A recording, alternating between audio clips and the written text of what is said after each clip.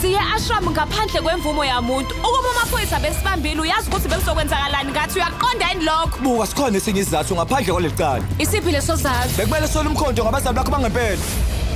Uthe kumina uMadubhawu ngalesikhathi ekuthola impahla zakho wayigcina kahle iphephile. Phaves Miyani, umuntu wesifazane uyitshe eliyigugu elingavamile. Mele umvikele angatshontshwa futhi umcashise nasemhlabeni. Lokho mnumzane. Uzofunda futhi ubuhlakani bakho. Yabona ndodakazi kuzomela wazi ukuthi umzukulu kaMalani Osman uzoshada nawe futhi kuzomela ukufaka ekhanda ukuthi namalungiselelo omshado asenziwe aphelile.